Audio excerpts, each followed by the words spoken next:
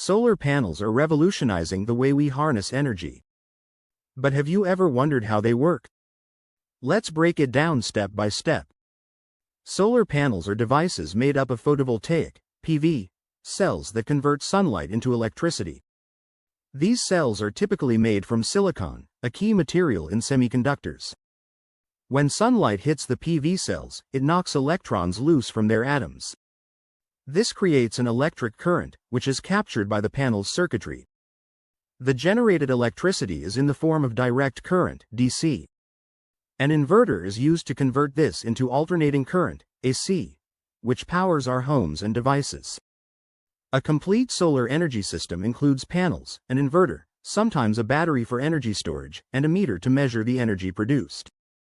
The efficiency of solar panels depends on factors like sunlight intensity, panel angle, and cleanliness. Regular maintenance can improve performance.